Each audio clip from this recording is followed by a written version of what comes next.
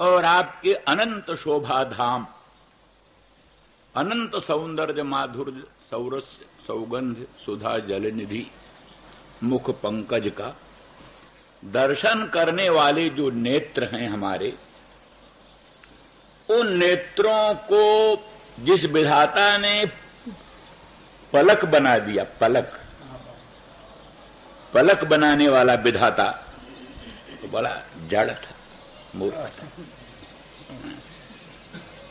वो अगर सहृदय होता, उसके हृदय में कुछ भी सहृदयता होती तो पलक बनाने की भूल न करता। तो निमेष उन्मेष विवर्जित नयनों से प्रियतम के मुखचंद्र को निहारती, निमेष उन्मेष विवर्जित नयनों से अपने प्रियतम के मुखचंद्र को निहारती, परंतु विधाता ने पलकों को बना करके बाधा डाल दी। पक्ष्म कृदृशाम जड़ उदीक्षताम उदीक्षताम उच्चैर निरीक्षमाणानाम दृशाम पक्षमानि करोति पक्ष्मकृत विधाता जड़। आपके मुखचंद्र को निहारने वाले नयनों को पलक बना करके उनके रसास्वादन में बाधा डालने वाला विधाता जड़ई।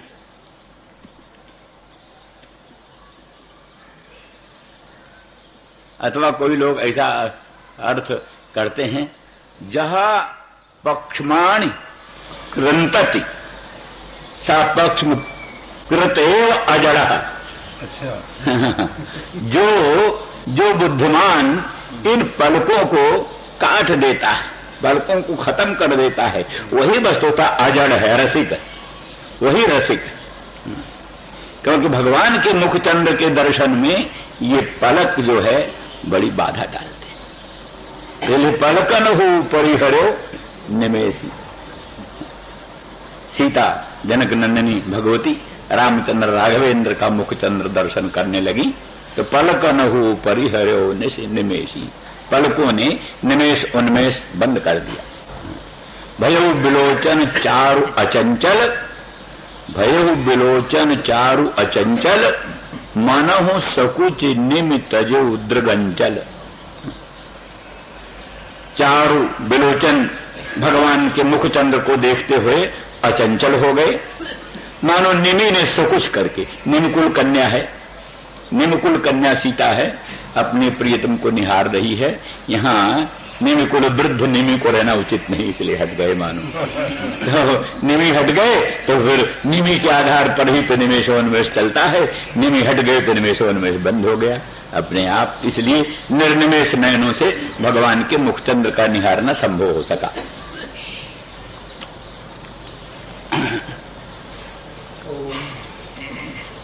तो इस तरह से मयिता प्रेषाम प्रेष्ठे दूरस्थे गोकुल स्त्रियः।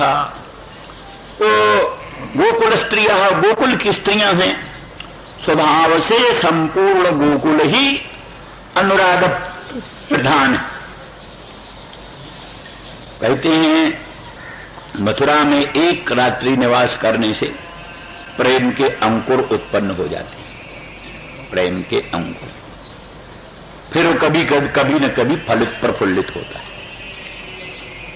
और गंगा तट पर निवास करने से ज्ञान का अंकुर पैदा हो जाता है, ज्ञान का अंकुर। कभी न कभी वो ज्ञान फलित प्रफुल्लित होकर के अपना फल दे देता है। तो गोकुल की स्त्रियां हैं, अनुराग का प्राधान्य इनमें, और इनके लिए जब निमेष उन्मेष का भी विप्रलंब असह्य है,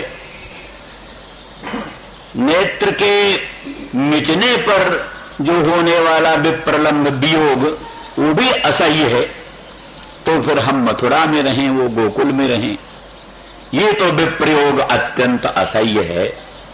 इसलिए स्मरंत्योंग विमुह्यंती, हे अंग, आर्त्या, आर्त भरेण संबोधन, माने गोपांगनाओं को संदेश कहते कहते श्री कृष्णचंद्र भी अत्यंत आर्त विवश हो गए, माने विरह की पीड़ा से वो स्वयं भी विवश हो करके ए अंग उद्धव, ये उनकी दशा है। तो स्मरंत्योंग विमुह्यंती, मेरा स्मरण करती हुई, मेरा चिंतन करती हुई और वो मोहित हो जाती। वही जैसे कहा कि माने प्राप्ति संभावना रहित जो स्मरण है, प्राप्ति संभावना सहित जो स्मरण है वो तो आनंददायक है। प्राप्ति की संभावना हो, भगवान मिलेंगे, अवश्य मिलेंगे, शीघ्र मिलेंगे, तो सम्मिलन की जो संभावना, सम्मिलन की संभावना से विशिष्ट जो स्मरण, ये स्मरण तो आनंददायक है। लेकिन जहां प्राप्ति संभावना विरहित स्मरण होता है वो कोट कोट वज्रपात के सदृश अत्यंत दुखदायक है। इसलिए उस बात का समाधान जो कहते हैं कि मूर्छा तो होती है प्राणाघात से, प्राण के आघात से मूर्छा होती है, ज्ञान मात्र से मूर्छा कैसे हुई? किंतु यहां तो कहते स्मरंत्योंग विमुह्यंती, स्मरंत्यो में जो क्षत्रिय प्रत्यय है वो हेत्वर्थक, यानी मैंने स्मरण से उनको व्यामोह होता है, मूर्छा होती। तो इसलिए स्मरण तो ज्ञान है, ज्ञान तो मूर्छा का हेतु नहीं होता, फिर उनको मूर्छा कैसे होती? इसका उत्तर है नहीं, कभी कभी अत्यंत उग्र भीषण वस्तुओं के दर्शन से भी मृत्यु हो जाती है। भीषण वस्तुओं के, उग्र वस्तुओं के दर्शन से भी मृत्यु हो जाती।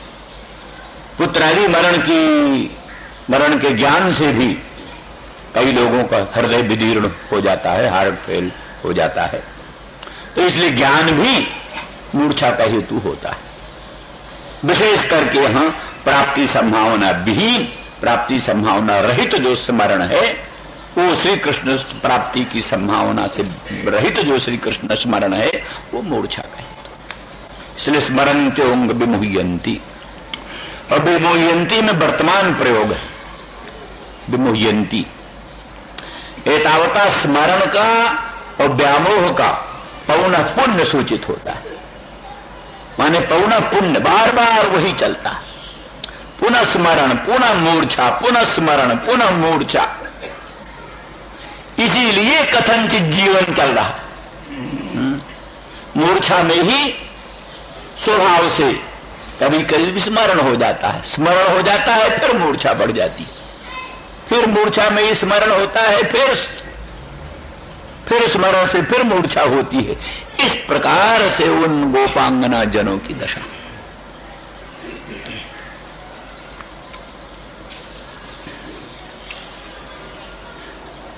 महिता प्रेयसाम प्रेष्ठे दूरस्थे गोकुल स्त्रिय स्मरन्त्योंग विमुह्यंती विरहौत्कंठ विह्वला, विरहौत्कंठ विह्वला। विरह जो है विप्रलंब, अपने प्रियतम का जो विप्रलंब है, वियोग है, विप्रयोग है, उससे जो उत्कंठा, अत्यंत सम्मिलन की उत्कट इच्छा, उत्कट भावना, उसी से विह्वल हो जाती। उनका मन बुद्धि चित्त अपने वश में नहीं रह जाता, विह्वल हो जाती। स्मरन्त्योंग विमुह्यंती विरहौत्कंठ विह्वलाः धारयन्ति कृच्छेन पराय प्राणान कथंचन। अति कृच्छ से, बड़ी कठिनाई से वो प्राणों को धारण करती, बड़ी कठिनाई से प्राणों को धारण करती। कैसे प्राणों का धारण होता है? तो इसमें भिन्न भिन्न टीकाकारों के अभिप्राय भिन्न भिन्न।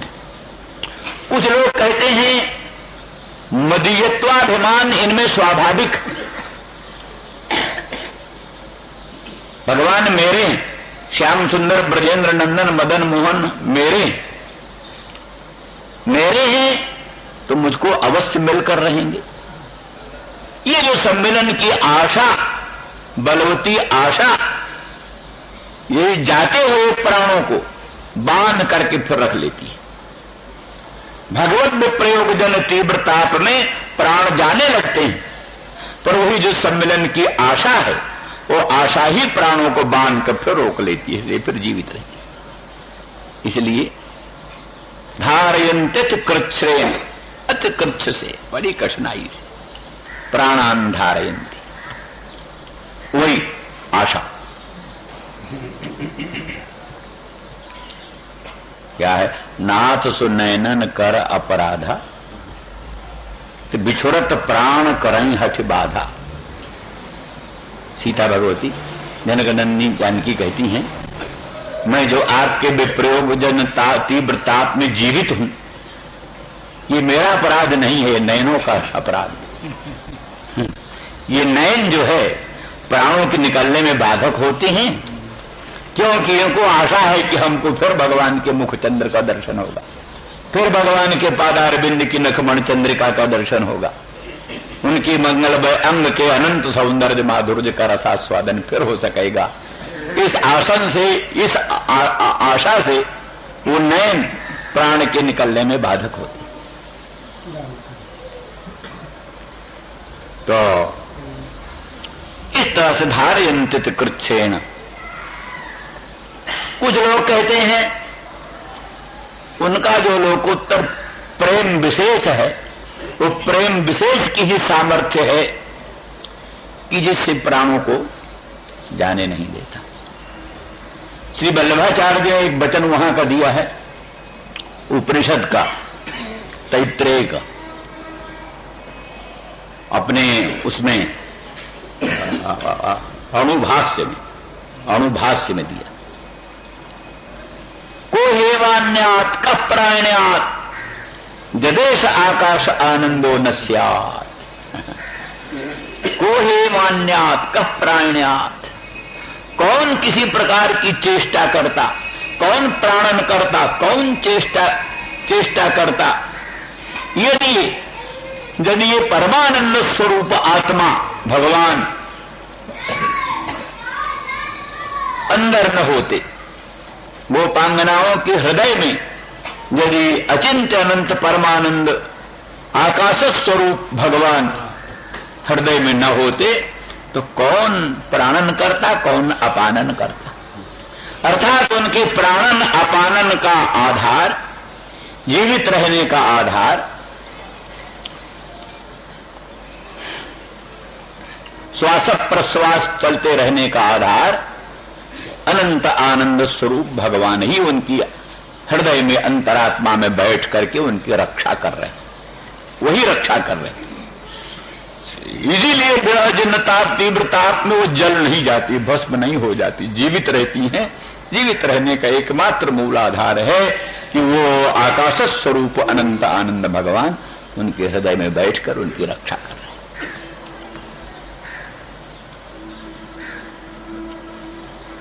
धारयन्ति कृच्छ्रेण प्राय प्राणान कथंचन।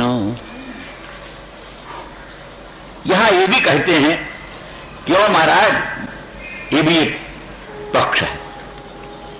कहते हैं क्यों महाराज, बतलाओ कौन सा कारण है, किस कारण से वो जीवित है। तो लज्जा से कहने में संकोच करते, तो भी अंत में दूसरा मार्ग नहीं है, हेतु बतलाना होगा, कैसे जीवित है, कैसे प्राणों को धारण करती। तो इसलिए हेतु अंत में अगत्या हेतु का निरूपण करते हैं। प्रत्यागमन संदेशैर वल्लभ्यो में मदात्मिका। प्रत्यागमन संदेश, जो प्रत्यागमन संदेश है, मैं पुनः शीघ्र ही ब्रज में आऊंगा, ये जो मेरे संदेश हैं वही उनके जीवन के मूल है। माने कहने का मतलब यह है कि अभी तक तो उद्धव जानते कि हम ही को पहला संदेश देने वाले भेज रहे हैं, पहले संदेश हम ही हमारे द्वारा भेज रहे हैं, इसलिए नहीं कहना चाहते थे। लेकिन हेतु विशेष कहना पड़ा, कथम प्राणान धारयन्ति, तो दूसरा हेतु कुछ नहीं कि प्रत्यागमन संदेश ही, हमारे जो प्रत्यागमन के संदेश हैं, मैं शीघ्र आऊंगा, आप चिंता न करो, अवश्य आऊंगा। ये जो प्रत्यागमन के संदेश हैं, और संदेश और माने बहुवचन माने अनेकानेक संदेश मैं भेज चुका उनको, इसलिए वो जीवित। प्रत्यागमन संदेश ही, उसी प्रत्यागमन संदेश से वो जीवित है, वही उनके आशा का संबल है। उसी मेरे प्रत्यागमन संदेश से उनका आशा संबल बढ़ता है, उसी आशा संबल से वो जीवित है। इसलिए उसमें अगर किंचन मात्र भी विलंब हो जाए, संदेश में किंचन मात्र विलंब हो जाए, विलंब की शंका होने से ही उनके प्राणों को संकट उपस्थित हो जाता है। अब वस्तु स्थिति यह है कि लौकिक दृष्टि से तो ये सब एक खेल है, कुछ नहीं।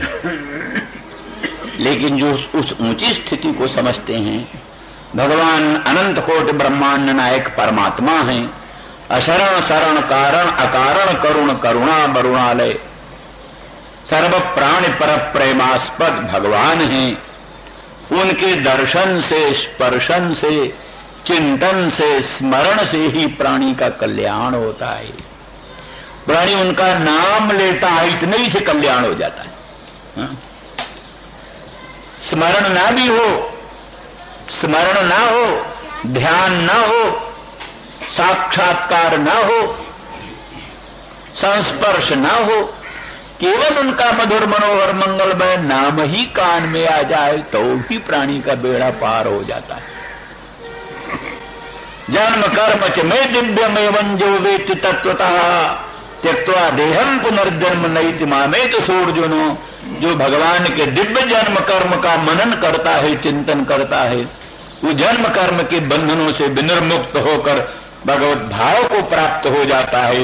इन सब ऊंचे सिद्धांतों को जो समझते हैं, उनके लिए ये स्थिति गोपांगनाओं की बड़ी उच्च स्थिति है। वैसे तो साधारणतया सभी अपने पति पुत्र के विप्रयोग में तो रोता धोता है, विलाप करता है, कोई खास बात नहीं। लेकिन सांसारिक वस्तुओं के संयोग वियोग में संतप्त और प्रविष्ट होना, ये तो अनादिकाल से प्राणियों में चल रहा है। लेकिन संसार से पृथक उस अनंत ब्रह्मांड नायक परमात्मा भगवान सर्वेश्वर सर्वशक्तिमान प्रभु के संस्मरण से प्रविष्ट होना, उनके विस्मरण से, उनके विप्रयोग से संतप्त होना, ये उच्च कोटि की उपासना है, ये उच्च कोटि की प्रेम निष्ठा है। ये प्रेम निष्ठा प्राणी को बड़े ऊंचे पद पर पहुंचाती है। उस दृष्टि से इन सब चीजों का बड़ा महत्व है। इसलिए बड़े बड़े संत विरक्त, जो बड़े बड़े महात्मा, जीव गोस्वामी, सनातन गोस्वामी, वो कच्चा आटा पीकर ब्रजवासियों के घर से कच्चा आटा मांग लाते, उसी को पानी में भिगो कर पी लेते और एकांत में जमुना तट कहीं किनारे बैठकर एकदम ध्यान में, भजन में, उस अवस्था में ये पुस्तक लिखी। ये वैष्णव तोषणी जो लिखा जीव गोस्वामी ने, ये नहीं कि महलों में बैठ करके और बड़े मखमली गद्दों पर बैठकर ये लिखा है। वो जंगल में, अरण्यों में, जमुना के तट पर कच्चा आटा घोर घोर के पीते हुए, और शरीर सूख कर कांटा हो रहा है, और एकदम जो है सो मिट्टी का ही करवा है, और गुदड़ियां हैं जिनमें हजारों पौधे हैं, और इस प्रकार के लिए हुए चुपचाप बैठे हैं। सिवा भगवान के संसार की कोई वस्तु क्षण भर के लिए प्रस्फुरित नहीं होती है। उस भावना में ये जीव वैष्णव तोषणी उन्होंने लिखा। तो ऐसी परिस्थिति में सब बड़े महत्व की चीज है। तो प्रत्यागमन संदेशैर्वल्लभ्यो मे मदात्मिका। इस बात पर विचार, वल्लभ्यो में मदात्मिका। वल्लभ्य कौन है वो लोग? बोले वल्लवी। वल्लवी माने गोपी। गोपी जैसे ब्राह्मण से पत्नी ब्राह्मणी, तैसे बल्लभ से पत्नी वल्लवी। ब्राह्मण की पत्नी ब्राह्मणी और बल्लभ से मम पत्नी वल्लवी। मैं भी बल्लभ हूं। नंद गोपात्मजाय पशुपांगजाय। श्री कृष्ण भगवान अपने आप को गोप मानते हैं। नंद गोप कुमाराय, नंद गोप के कुमार। किसी ने अर्थ कर दिया महात्मा ने, नंदयती तो नंदा, गाम पाती तो गोपहा, कुत्सतान मारेती तो कुमारः। नंदयती तो नंदा, जो संसार को आनंदित करता है। नंद, नंद माने परमात्मा। गोप माने गाम वेद लक्षणाम पाती तो गोपः। वेद लक्षणा गौ का जो पालन करता है उसका नाम गोप है, माने परमात्मा। कुमार के तो कुत्सतान मारेती तो कुमारः। कुत्स जो कंस आदि है उनको मारने वाला वो कुमार है। तो अर्थात नंद गोप कुमार का, नंद बाबा का छोरा अर्थ न करके अर्थ किया संपूर्ण विश्व को आनंदित करने वाला परमात्मा, वेद लक्षणा गौ का पालन करने वाला भगवान, और कुत्सितों दुष्टों राक्षसों को मारने वाला कुमार। जो नंद है वही गोप है, वही कुमार है। ये नंद गोप कुमार। तो भगवान ने आके कलम पकड़ लिया, बाबा बाबा ये मत लिखो। क्यों क्यों लाला, क्या बात? अरे इसका अर्थ है नंद बाबा का छोरा। ये दूसरा हाथ में कबूल। तो इस तरह से निष्कर्ष ये है कि भगवान को ये स्वरूप बड़ा प्रिय है। इसलिए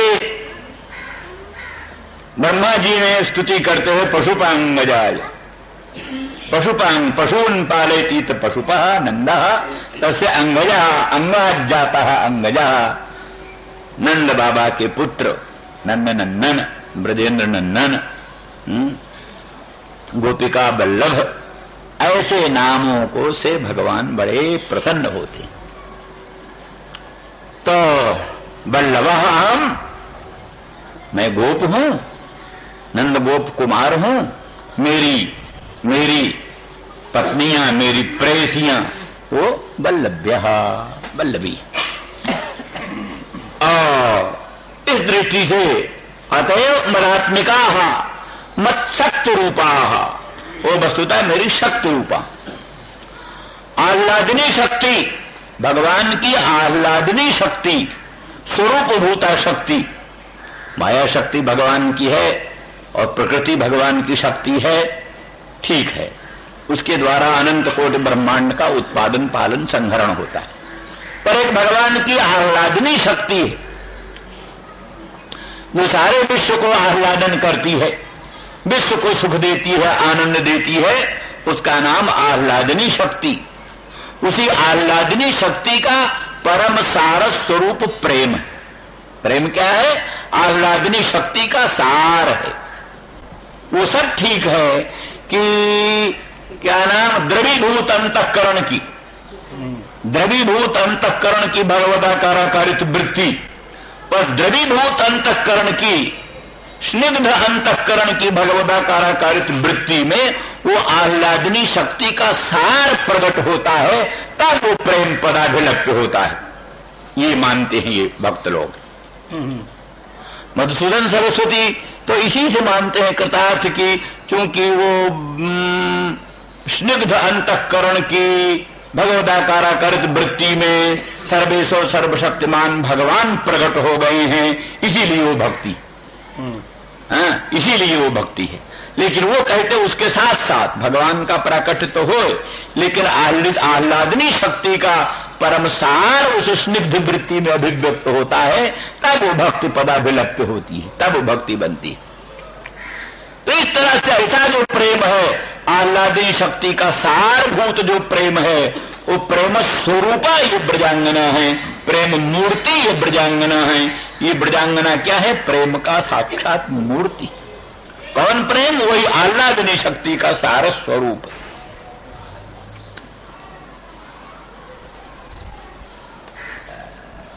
इसलिए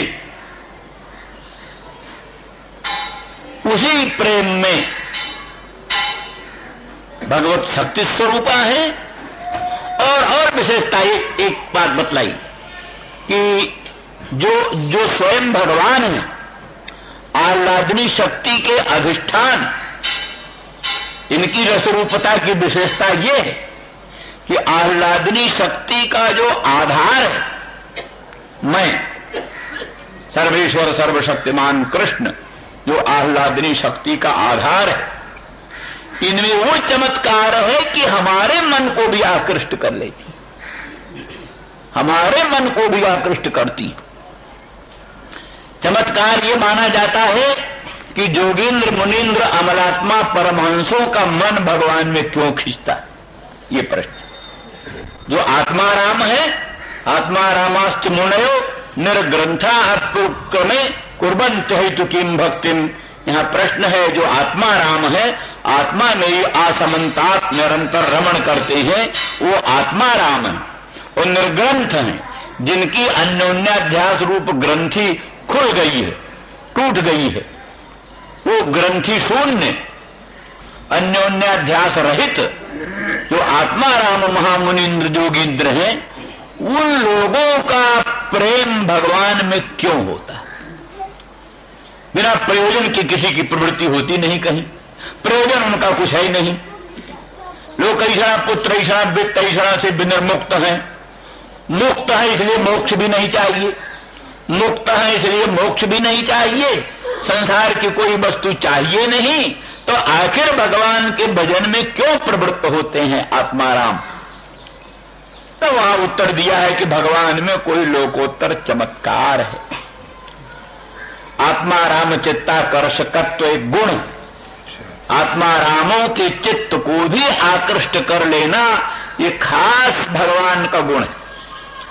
जैसे चुंबक का एक गुण है कि शुद्ध लोहे को खींच लेता, चुंबक का गुण है कि शुद्ध लोह को आकृष्ट कर लेता है, ऐसे भगवान का स्वभाव है कि आत्मा राम महामुनीन्द्र जोगींद्रों के मन को आकृष्ट कर लेते। तो अब यहां उससे भी बड़ी बात है, भगवान ने तो आत्मा राम जोगींद्र महामुनीन्द्रों के मन को आकृष्ट कर लिया, पर गोपांगनाओं ने तो भगवान को, भगवान का मन जो पूर्ण, इतना आत्माराम कौन होगा? भगवान से बढ़कर आत्माराम कौन होगा? भगवान के अनुग्रह से दूसरे लोग आत्माराम बनते हैं।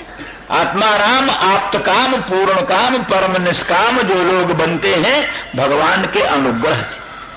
भगवान कृपा दृष्टि से जिसकी ओर निहार दे वही आत्माराम बन जाता है, वही पूर्ण काम आप्त काम बन जाता है।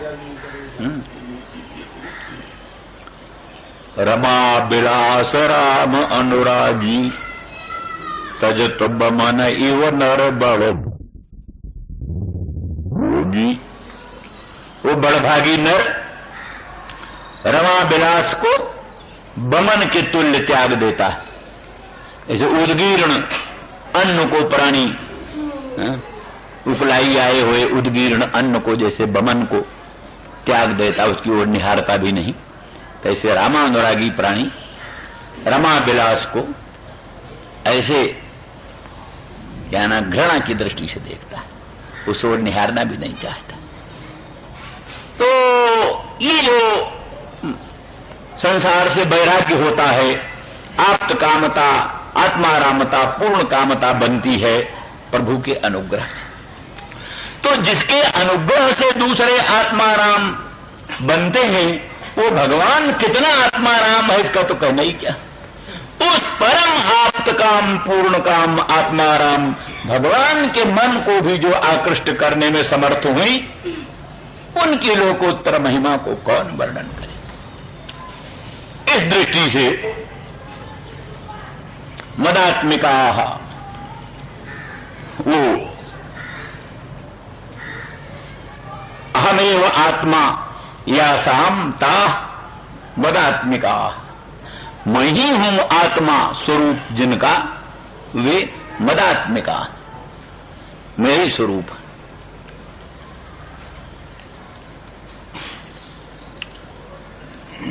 एक भाव ये। दूसरा भाव ये है कि वो भाव श्री वल्लभाचार्य बोलते हैं कि पहले तो एक विश्वनाथ चक्रवर्ती बोलते हैं, उनकी बात कह लें। वो कहते हैं कि वल्लभ्य कहने से ये सूचित है कि वल्लभ जो गोप हैं, गोपांगना, गोपांगना, गोपसी मंत्रिनी, वो गोपसी मंत्रिनी और मदात्मिका हैं गोपसी मंत्रिनी, गोपांगनाओं गोपों की पत्नियां, परंतु वो मदात्मिका हैं, मदरूप हैं, मेरे स्वरूप हैं। अपना स्वरूप मुझ में निवेदन करके मेरा रूप बन गई। तो आपकी शक्ति है, आपके रूप हैं, तो बल्लवी क्यों बनी? फिर वो गोपांगना क्यों बनी? गोपसी मंत्रिनी क्यों बनी? आपकी लक्ष्मी बनती, आपकी पत्नी बनती, आपकी शक्ति स्वरूपा बनती। इसलिए कहा कि वस्तुतः विश्वनाथ चक्रवर्ती, जीव गोस्वामी, इन सब की दृष्टि से ये परम उत्कृष्ट कोटि की गोपांगना रुकिया है, परकिया, भगवान की स्वकीया, भार्या पत्नी न हो करके परकिया। ये परकिया तो क्यों है? भगवत स्वेच्छा।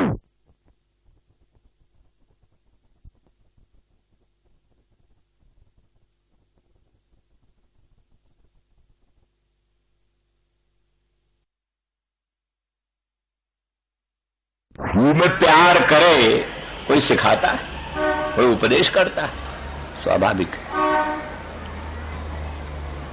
इसी प्रकार से कामिनी को अपने कांत में प्रेम करना कोई सिखाता नहीं, स्वाभाविक होता है, सिखाने की आवश्यकता नहीं। लोभी को धन में लोभ करना कोई सिखाता नहीं, अपने आप ही होता है। अनादिकाल की जो वासना संसार में प्रचलित है, उसी अनादि वासना के प्रभाव से उन वस्तुओं में प्राणियों को स्वाभाविक प्रेम है, इसलिए उनकी विधि नहीं होती। तो ये संसार की स्थिति तो ये है, वही स्थिति अगर भगवान में बन जाए। संसार की आशा बड़ी बुरी आशा संसार को होती है, फलानी चीज मिलेगी, ये मिलेगी, आशा ही में प्राणी का जीवन है। धन मिलने की आशा, पुत्र मिलने की आशा, साम्राज्य मिलने की आशा, स्वराज्य वैराज्य मिलने की आशा, यही आशा पाश। आशा या जे दासा ते दासा सर्वलोकस्य। जो आशा के दास है वो सर्वलोक के दास है। आशा दासी कृता जे न तेसाम दासा होती जगत। जिसने आशा को अपना दास बना लिया, सारा संसार उसका दास बन जाता है। आशा को जिसने दास बनाया, सारा संसार उसका दास। और जो आशा के दास हो गए, वो संसार भर के दास बन जाते। तो ये आशा स्वाभाविक संसार में है, लेकिन संसार की आशा तो पिशाची। लेकिन वही आशा भगवान के सम्मिलन की आशा, भगवान के मुखचंद्र के दर्शन की आशा, भगवान के पादारविंद के नखमण चंद्रिका के दर्शन की आशा, तो ये आशा कल पड़ता है। ये आशा पुण्य है, जन्म जन्मांतरों के पुण्य से ये आशा पैदा होती है। इन सब वाक्यों से कहने का अभिप्राय ये है कि जैसे किसी परकिया कामिनी को अपने प्रियतम कांत में सुदृढ़ अनुराग होता है और नाना प्रकार के बंधनों को अतिक्रमण करके जत्र निषेध विशेषः जाच मिथो दुर्लभता, जहां विशेष निषेध होता है और जहां परस्पर दुर्लभता होती है, सम्मिलन में अनेक प्रकार के प्रतिबंध होते हैं, उन्हें उत्कट प्रेम का प्रवाह प्रकट होता है। जैसे नदी के प्रवाह को रोकने का यत्न करने पर वो नदी और उत्कट रूप में बंधन को तोड़कर आगे बढ़ती है। इसी प्रकार से अनादिकाल से गोपांगनाओं में ये परकीयात्व की प्रतीति अनादिकाल से है, लेकिन केवल प्रतीति मात्र है। इसलिए भागवत में वर्णन किया है, मन्यमाना स्वपार्श्वस्थान स्वान स्वान दारान ब्रजौकसः नासूयन् खलु कृष्णाय मोहितास्तस्य मायया। इसमें रासलीला हो रही थी तो गोपांगना भगवान श्याम सुंदर ब्रजेंद्र कृष्णचंद्र की रासलीला में थी। जो गोपों को असूया होती, ये गोपांगना कहाँ गई थी, कहाँ थी, रात्रि में कहाँ थी। तो इस तरह से किन्हीं गोपों ने कोई असूया नहीं किया। क्यों? अपने अपने दाराओं के पास ही देखा, सबकी पत्नियां गोपों की उनके पास थी। तो अर्थात उनका प्राकृतिक रूप, माइक रूप, उनका माइक रूप, प्राकृतिक रूप अपने अपने पतियों के सन्निधान में रहता था, और उनका जो वास्तविक रूप है श्री कृष्ण की आह्लादनी शक्ति स्वरूपा और श्री कृष्ण की अंशभूता, श्री कृष्ण की स्वरूप भूता जो गोपांगना है, वो कृष्ण भगवान के साथ रासलीला में रहती हुई भी, और उनका प्राकृतिक रूप अपने पतियों के पास था। इसीलिए किसी को असूया नहीं हुई। न असूयन खलु कृष्णाय मोहितास्तस्य मायया मन्यमाना स्वपार्श्वस्थान स्वान स्वान दारान ब्रजौकसः। सारे ब्रजवासी अपने अपने दाराओं को अपने अपने पास देखते हुए किसी को किसी प्रकार की शंका की बात ही नहीं हुई। किंतु वो जो प्रतीति है, वो प्रतीति केवल मात्र दुर्लभता की प्रतीति के लिए, उसमें दुर्लभता भान होता रहे, निषेध भी बाधक होता रहे, निषेध बाधक बनता रहे, दुर्लभता बाधक बनती रहे, जिससे प्रेम अत्यंत उत्कट बना रहे, प्रेम में शिथिलता न आने पाए, उत्कट प्रेम की मात्रा बढ़ी रहे। इसी दृष्टि से वर्तमान मात्र है। हम दूसरी तरह से समाधान कर देते हैं कि इस समय वो चला था क्या नाम, ब्रह्मा ने वत्स अपहरण किया, बछड़ों को हर लिया, ग्वाल बालों को हरण कर लिया, बछड़ों ग्वाल बालों को हरण कर लिया। उस समय श्री कृष्ण ही सब ग्वाल बाल थे और श्री कृष्ण ही सब बछड़े बन गए थे, क्योंकि नहीं तो फिर वो सब गायें और ग्वालों की माताएं सब बड़ी परेशान होती। उनकी अगर बछड़े न पहुंचते, ग्वाल बाल न पहुंचते, तो वो खुद संतप्त होती। इसलिए श्री कृष्ण ने देखा कि किसी ने हमारे बछड़ों को और हमारे ग्वालों को हरण कर लिया और समझ लिया कि ब्रह्मा ने किया, तो चलो ब्रह्मा का भी मनोरथ रहने दो पूरा, हम नए बना लेते हैं। तो अपने आप भगवान सब बन गए, ग्वाल बाल बन गए और बछड़े बन गए, और साल भर तक सोए नहीं रहे। साल भर तक ब्रज में जितने ग्वाल बाल थे सब कृष्ण ही, जितने बछड़े थे सब कृष्ण ही। इसीलिए सब माताओं का अपने पुत्रों में उतना ही प्रेम जैसे नंदरानी का श्री कृष्ण, जो प्रेम नंदरानी का श्री कृष्ण में था, वही प्रेम सब माताओं का अपने अपने ग्वाल बालों में, गौओं का वही प्रेम अपने बछड़ों में। साल भर, उस साल में जितने ब्याह हुए गोप कन्याओं का, होए तो अन्य गोपों के साथ, तो वसुतः कृष्ण ही के साथ,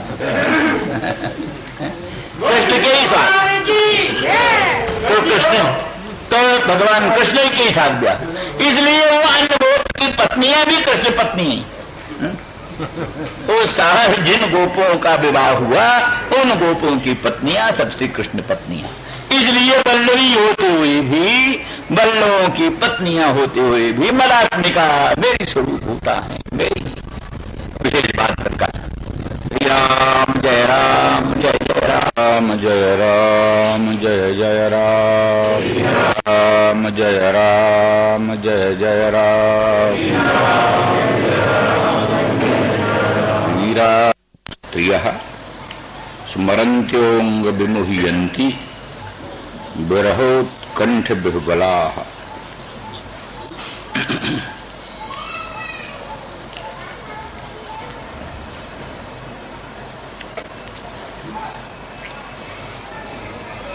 अतिकृच्छ से गोपांगना भगवान श्री कृष्ण उद्धव जी को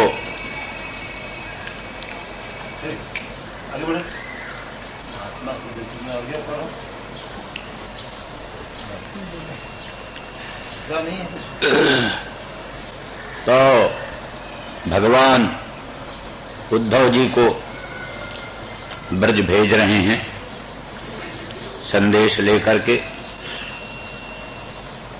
तो पहले वहां ब्रज की स्थिति का वर्णन कर रहे हैं, विशेष करके गोपांगनाओं की स्थिति का वर्णन कर रहे हैं।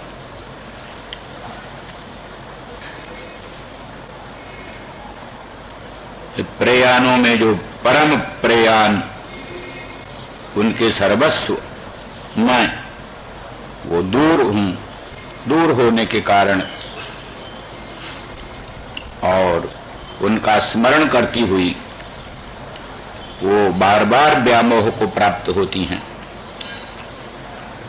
और श्री कृष्ण के विरह से जनित जो उत्कंठा, उस उत्कंठा से बेबल होती, कथनचित प्राणों को धारण करती प्रत्यागमन संदेशों से।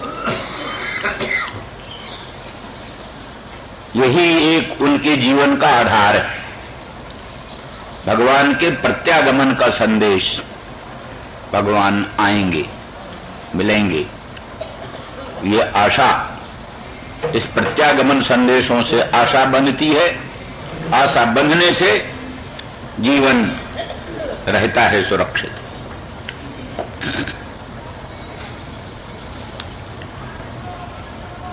वल्लभाचार्य जी इस संबंध में थोड़ा ये बात बोलते हैं। मानो ये शंका की जाती है कि जो प्रेयसी जनों को संदेश भेजने के लिए किसी पुरुष को भेजना अनुचित है, स्त्रियों में संदेश लेकर के किसी पुरुष को भेजना अनुचित है। इसका मानो समाधान करते हुए भगवान श्री कृष्ण कहते कि उद्धव, आप तो हमारे परम अंग हो, आप में संदेह का कोई अवकाश नहीं। पीछे उद्धव का लोकोत्तर महात्म्य वर्णन कर दिया गया कि वो भगवान के परम प्रेष्ठ हैं, भक्त हैं और एकांती भक्त हैं और सभी वृष्टवंशियों के विश्वास पात्र हैं, साक्षात बृहस्पति के शिष्य हैं। इन सब हेतुओं से उद्धव जी परम आप्त, परम विश्वास के आस्पद, तो उनमें संदेह करने की कोई गुंजाइश नहीं। इसलिए अब रहा उनमें कोई विकार उत्पन्न होए, गोपांगनाओं में कोई विकार उत्पन्न होए, इसकी भी संभावना नहीं है। इस बात को बोधन करने के लिए वल्लभ्य ये विशेषण दिया।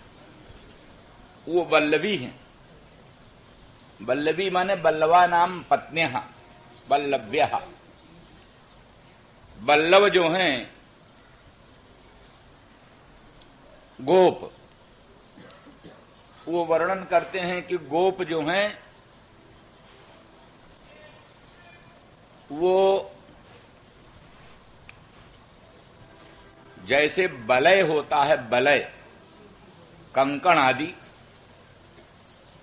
वो आवेष्टन करके स्थित होता है, उसी तरह से बल्लभ,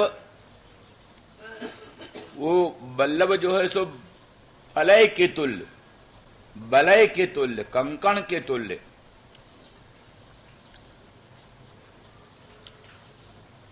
आवेष्टित करके लोकोत्तर सुखदान में निरंतर संलग्न रहते हैं।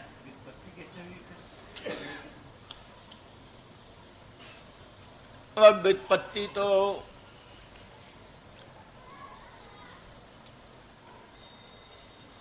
गुणादेव बहुलम ये सब काम को सिद्ध कर देता है, कोई काम बाकी नहीं रहता है। इसलिए वल्ल का जो क्या नाम, बलय के स्थान में ला के स्थान में द्वित्व हो गया, या के स्थान में वा हो गया, गुणादेव बहुलम से सब बन जाता है।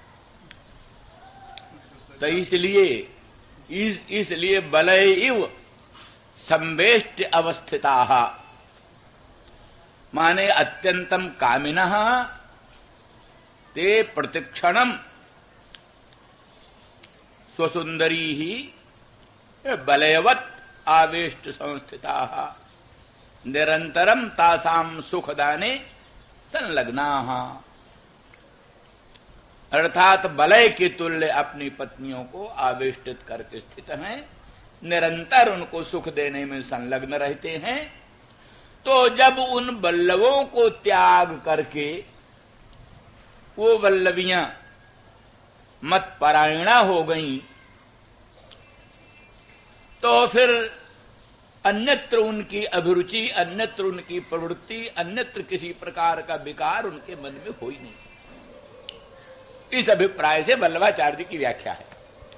वल्लभाचार्य कहते हैं बलयवत संवेष्टित करके उनके पति उनकी सुरक्षा करते हैं और सुरक्षित रखते हैं, लोकोत्तर आनंददान में प्रतिक्षण संलग्न रहते हैं। तो इतने सुखदाता अपने बल्लभों को परित्याग करके सर्वथा श्री कृष्ण परायण हो गई, श्री कृष्ण स्वरूपा हो गई, तो उनका अन्यत्र प्रवृत्ति संभव नहीं। और इसकी सुस्पष्ट इस अभिप्राय का, उनका शब्द तो ये है उनका, लेकिन उसका अभिप्राय हम अपनी दृष्टि से बोलते हैं। जैसे व्यवहार में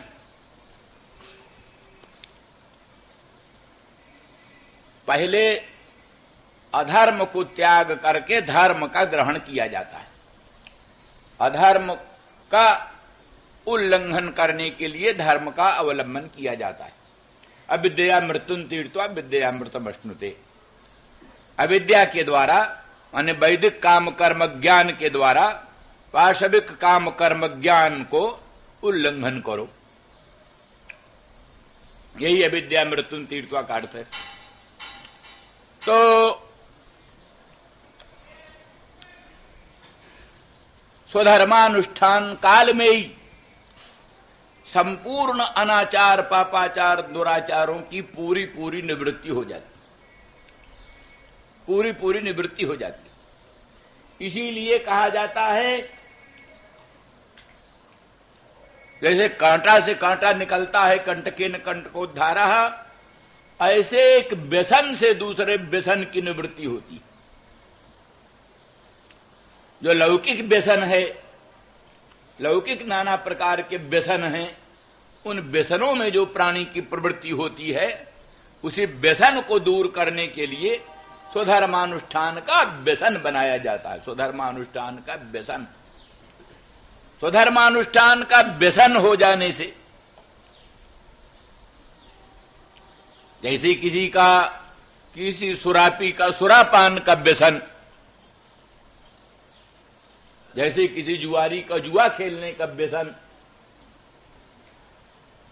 ऐसे किसी कामिनी सेवन का व्यसन, ये जो व्यसन है दुस्त्यज होते हैं, दुस्त्यज व्यसन दुस्त्यज कहलाते हैं, दुस्त्यज।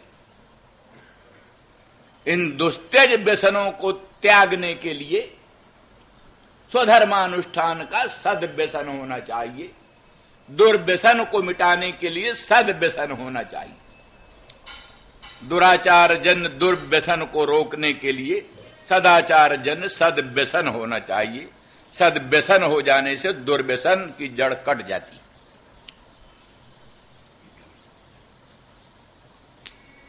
तो ये उद्धव ने अपने अनुभव में कहा है, जा दुस्त्यजम स्वजनमार्ज पथंच हित्वा भीजुर्मुकुंद पदवीम श्रुतिभिर्विमृग्याम आसामहो चरण रेणु जुषा महंस्याम।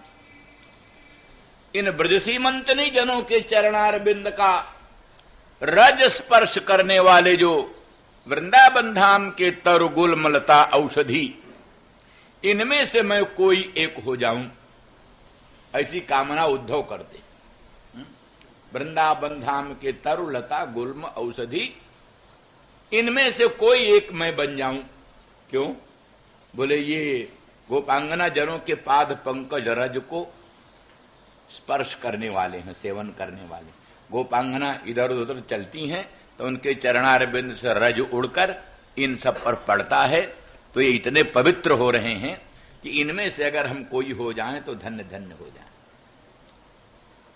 कहते हैं नारद के चरणारविंद के स्पर्श की कामना करो, वशिष्ठ विश्वामित्र के चरणारविंद के स्पर्श की कामना करो। अरे स्वयं अपने ब्रजेंद्र नंदन श्याम सुंदर मदन मोहन के पादारविंद के संस्पर्श से भी वस्तुओं में कुछ होने की इच्छा करो। गोपांगनाओं में क्या विशेषता, तो उनकी विशेषता वर्णन करते हो यही कहते, जा दुस्त्यजम स्वजन मार्ज पथंच हित्वा। इन्होंने दुस्त्यज स्वजन और दुस्त्यज आर्ज पथ को त्याग करके मुझे आश्रय क्या ना भगवान का आश्रय किया। दुस्त्यज स्वजन और दुस्त्यज आर्ज पथ का त्याग करके उन्होंने भगवान का आश्रय किया। यही मर्म है। दुस्त्यज स्वजन किसको होता है?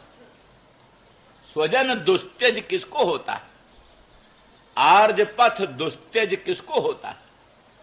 जो परम सदाचारी, जिसको आर्ज पथ के अनुसरण का सद्व्यसन हो गया, पातिव्रत धर्म पालन का सद्व्यसन हो गया, आर्ज पथ पर चलने का सद्व्यसन हो गया।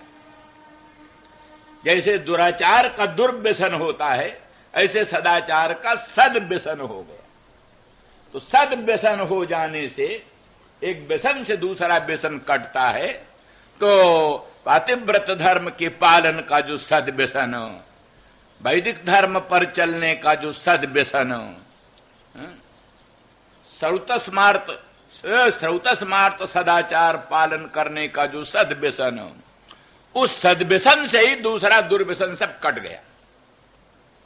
अब उस अब हुआ उनके लिए आर्य पथ दुस्त्यज।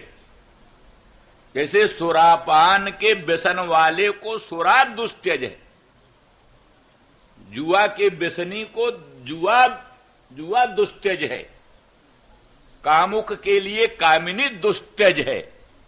ऐसे ही गोपांगनाओं को आर्ज पथ दुस्त्यज है और स्वजन दुस्त्यज है। तब जब इन्होंने उस दुस्त्यज स्वजन को, दुस्त्यज आर्ज पथ को त्याग करके भगवान को भजने लगी, तब क्या दुर्व्यसन में प्रवृत्त होंगी? क्या अब उनके दुराचार में प्रवृत्ति होगी? वो तो कल्पना भी नहीं की जा सकती, क्योंकि दुराचार का दुर्व्यसन तो सदाचार सद्व्यसन होने से कट गया, एकदम खत्म हो गया। इसलिए ये तो सीढ़ी के बाद सीढ़ी, सीढ़ी के बाद सीढ़ी, ऊंचे चढ़ते चढ़ते चढ़ते तो जब अंतिम सीढ़ी सदाचार का सद्व्यसन, उसको छोड़ेंगी तो साक्षात पर ब्रह्म भगवान में प्रतिष्ठित होंगी, इधर उधर नहीं भटकी, भगवत प्रतिष्ठित होगी। इसीलिए कहा है धर्मम अधर्मंच उभे धत सत्यानृते त्यज उभे सत्यानृते त्यक्त्वा जेन त्यजस तत्यज। अनृत छोड़ो, काहे के द्वारा अनृत छोड़ोगे? सत्य के द्वारा। सत्य को मजबूती से पकड़ करके अनृत का परित्याग करो, अधर्म का त्याग करो। किससे? धर्म को मजबूती से पकड़ करके, धर्म को मजबूती से पकड़कर परम धर्मनिष्ठ, परम धर्म का सद्व्यसन बना करके अधर्म को परित्याग कर दो, सत्य का सद्व्यसन बना करके अनर्थ का परित्याग कर दो।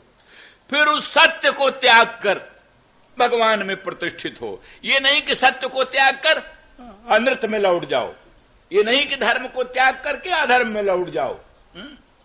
जब अधर्म का त्याग पहले ही हो चुका साधन दशा में ही, तो सिद्ध दशा में तो धर्म त्याग करके सर्वातीत अखंड अनंत स्वप्रकाश भगवान में ही प्रतिष्ठित हुआ जाएगा। अधर्म में उसकी किसी प्रकार से परावृत्ति की संभावना ही नहीं। इस दृष्टि से तो दुस्त्यजन स्वजन, माने का नाम दुस्त्यज स्वजन, दुस्त्यज आर्त पथ को त्याग करके इन्होंने भगवान को भजा है। इसीलिए इनकी लोकोत्तर महिमा, इसलिए इनके चरणारविंद के रज को स्पर्श करने वाले तृण गुलमलता औषधियों में कोई एक हम बन जाए तो अपने को धन्य धन्य मानेंगे। ये उद्धव जी का अनुभव, उनकी भावना। तो उस दृष्टि से आया कि वो बल्लभी जब अपने परम प्रिय, परम स्वजन, दुस्त्यज स्वजन, दुस्त्यज पति बल्लभ, जो को उनके परम सुख देने वाले, दिन रात उनके सुख देने में संलग्न रहते हैं, परम प्रिय हैं, और ये भी परम पतिव्रता हैं, परम साध्वी सती हैं, और उनके सेवन में तत्पर रहीं, और उनको पातिव्रत धर्म पालन का महान सद्व्यसन हो गया था। उस सद्व्यसन को, उसको भी छोड़ करके जब मेरे में प्रतिष्ठित हुई, तो फिर अन्यत्र किसी भी दुर्व्यसन में, किसी भी दुर्व्यसन में उनकी प्रवृत्ति की संभावना। फिर उद्धव से उद्धव का प्रश्न है, कहीं मेरा ही मन डगमगाया जाए। मान लिया वो बहुत ठीक हैं, गोपांगना बहुत ठीक हैं, पर कहीं मेरा ही मन डगमगाया जाए।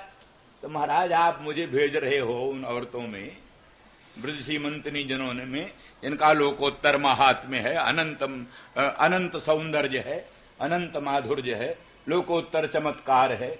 लक्ष्मी भी जिसके सामने फीकी पड़ती हैं, उनके सामने जाकर कहीं हमारी मन डगमगाए जाए।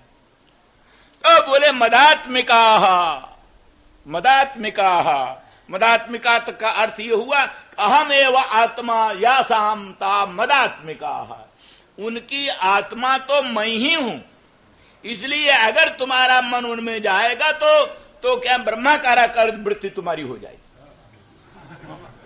उन गोपांगनाओं में तुम्हारी बुद्धि जाएगी तो क्या भगवदाकाराकार तुम्हारी बुद्धि हो जाएगी, क्योंकि उनकी आत्मा तो हम ही है, हमारे से भिन्न उनकी आत्मा नहीं, हम ही है।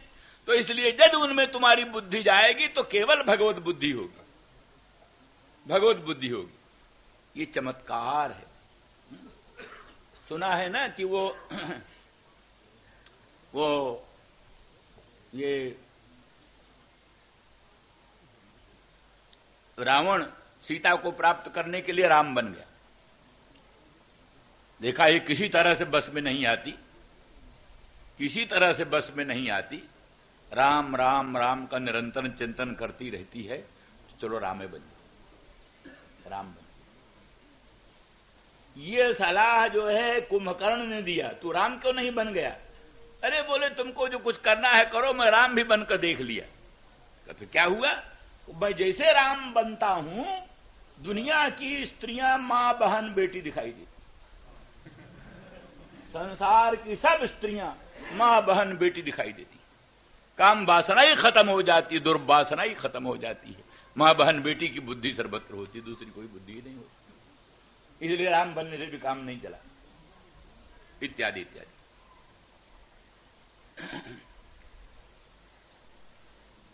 तो इस दृष्टि से मदात्मिका अहमेव आत्मा जासामता मदात्मिका।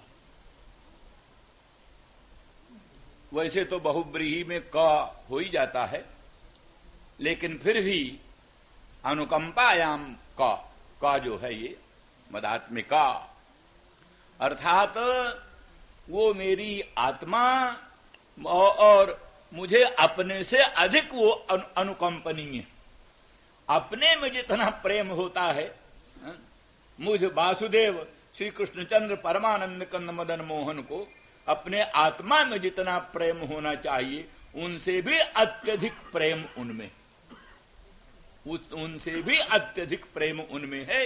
इसलिए मेरी आत्मा से भी वो अधिक अनुकंपनीय है, इसलिए वो मेरी आत्मस्वरूपा है। और उनके दर्शन से तुम कृतकृत्य हो जाओगे उद्धव, धन्य धन्य हो जाओगे। जाओ, जरूर जाओ।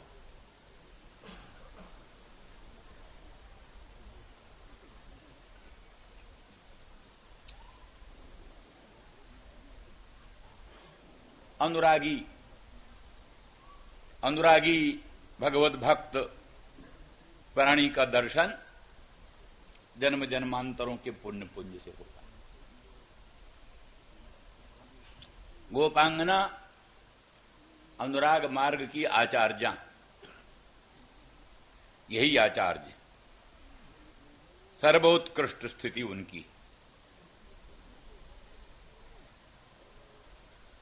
कुजगतिं गमिता न बेदामः, कुजगतिं गमिता न बेदामः, कश्मलेन कबरम वसनम वा, कश्मलेन कबरम वसनम वा। भगवान के प्रेम में जड़वत हो गई, जैसे जड़ वृक्ष होता, जड़ वृक्ष पृथ्वी भूमि, उससे उत्पन्न कुज, कुज माने क्या ना, वृक्षा। कुज गतिं गमिता माने वृक्षों की गति को, स्थावर गति को प्राप्त हो गई। प्रेमोन्माद में कभी आती है जड़िमा और कभी आती है चंचलता, तरलता, तरलता और स्थावरता, जड़िमा। तो कभी ये स्थिति हो जाती है एकदम वृक्षवत स्तब्ध हो जाए। न बेदामः कश्मलेन कवरम वसनम वा, मोह में, मूर्छा में उनको अपने वस्त्रों का परिज्ञान नहीं होता, उनको अपने बेणी का परिज्ञान नहीं होता। तो कबर खुला है कि बंधा है, कबर में पुष्पमालाएं सुस्थिर हैं कि पुष्पमालाएं गिर गईं।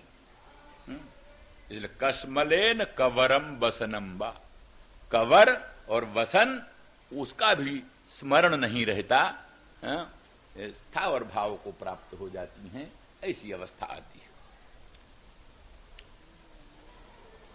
अब यहां एक प्रश्न यह रहता है कि भगवान ने संदेश दो ही को कहा ज्यादा। एक तो कहा पित्रोर न प्रीतिमावह, और दूसरा फिर ये गोपांगनाओं की चर्चा की। परंतु वृंदावन धाम में, गोकुल में सभी भगवान के भक्त हैं। उपनंद, सन्नंद आदि बड़े वृद्ध, नंद आदिकों के भी पूज्य, वे सब भी भगवान कृष्ण में बड़ा प्रेम करते हैं। उन्होंने कहा है, हे नंद, तुम्हारे आत्मज में हम लोगों की भी प्रीति वैसा ही है जैसे तुम्हारी प्रीति। इसमें काली नाग के नाथने के लिए भगवान काली हृदय में प्रवेश करते हैं, तो जितने स्त्री पुरुष ब्रज के सभी मरण के लिए उद्यत हो गए, और ग्वाल बाल पशु पक्षी सभी श्री कृष्ण विरहजन तीव्र ताप में संतप्त होकर के मरणोद्यत हो गए। और ब्रह्मा जी ने कहा ही है, ऐसां घोष निवासिनाम उत भवान किंदेव राते तिनस चेतो विश्व